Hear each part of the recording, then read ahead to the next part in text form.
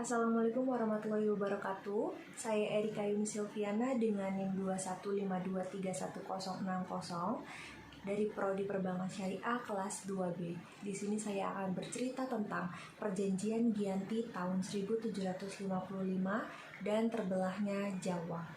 Perjanjian Giyanti merupakan sebuah perjanjian besar di masa silam. Situs sejarah ini hadir sebagai perekat ingatan kolektif masyarakat dengan peristiwa tersebut.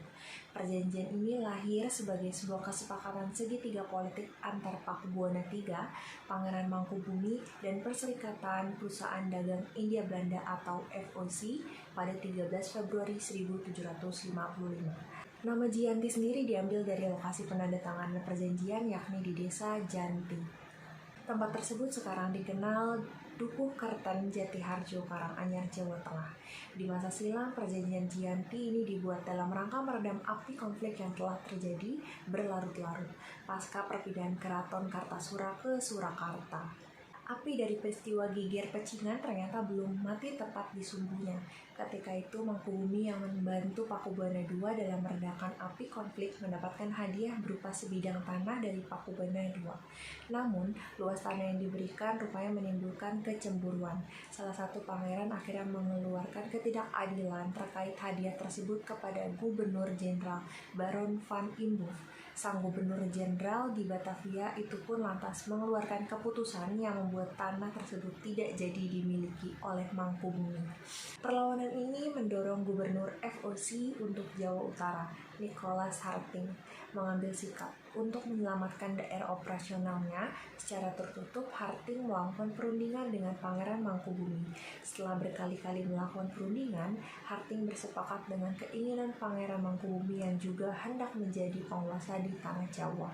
Pada 23 September 1754, nota kesepahaman antara FOC dan Mangkubumi terlaksana, dan nota tersebut tersampaikan kepada Pakubuwana III, sang pengganti Pakubuwana II. Nota tersebut menyatakan bahwa Pangeran Mangkubumi mendapatkan wilayahnya. Pada 4 November 1754, Pakubuwana III menyatakan persetujuannya terhadap hasil perundingan Gubernur Jawa Utara dengan Mangkubumi tersebut. Surat pernyataan itu disampaikan oleh Pakubuwana III kepada Gubernur Jenderal FOC Jacob Musil. Kesepakatan ini didorong terjadinya sebuah perjanjian besar yang ditandatangani di desa Giyanti berupa kilometer di sebelah timur Surakarta. Penandatanganan perjanjian Giyanti ini menjadi pangkal dari terbelahnya tanah Jawa menjadi dua bagian atau dikenal dengan istilah Palihan Ngagari. Hal ini menjadi awal mula naik tatanya Mangkubumi di Yogyakarta sebagai Sri Sultan Hamengkubuwono I dengan gelar Senopati ing Ngaloho Saidina Patonongah Khalifatullah.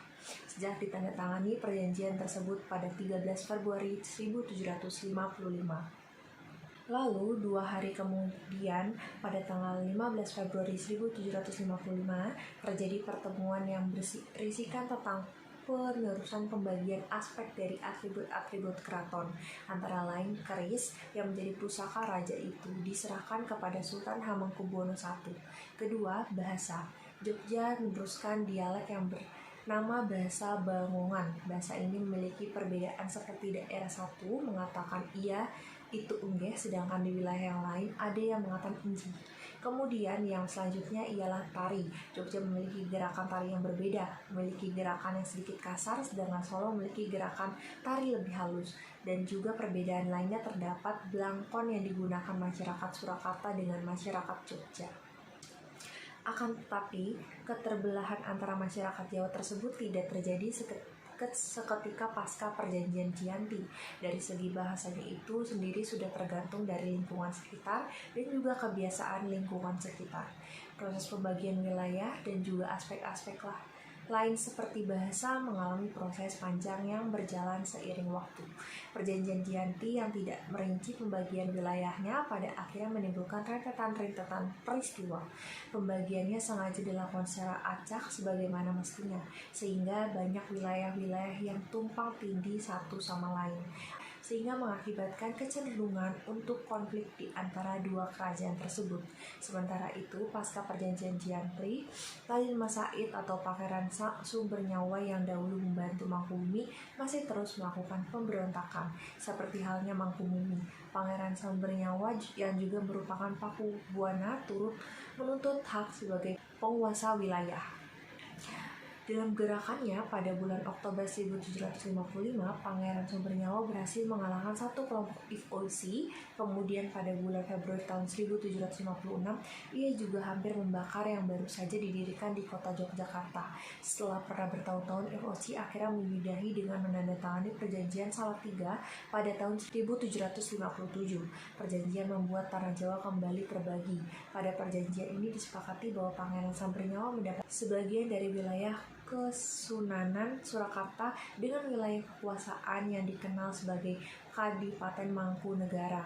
Keterbelahan Jawa ini tidak berhenti sampai di sini. Pada tahun 1813, di masa Gubernur Jenderal Thomas Stamford Raffles dari Kerajaan Inggris, Kesultanan Yogyakarta juga terbelah yang akhirnya melahirkan Pakualaman. Dengan demikian, tanah Jawa memiliki 4 wilayah pemerintahan, masing-masing tumbuh dengan perbedaan model dan perbedaan orientasi politik. Hal ini pun menganggap wilayah Jawa pada rupa yang beragam. Dinamika politik yang digerakkan oleh angin revolusi pada masa pertengahan tahun 1940 membuat masing-masing mengalami nasib yang berbeda-beda. Hal berujung pada perbedaan status hingga hari ini di mana Republik Indonesia Kesunanan Surakarta dan Kadipaten Mangkubumi menjadi situs cagar budaya, sementara wilayah Yogyakarta yang di dalamnya juga terdapat Pakulan menjadi daerah istimewa. Sekian sedikit cerita dari saya mengenai perjanjian Giyanti dan terbelahnya tanah Jawa. Kurang lebihnya mohon dimaafkan. Wassalamualaikum warahmatullahi wabarakatuh.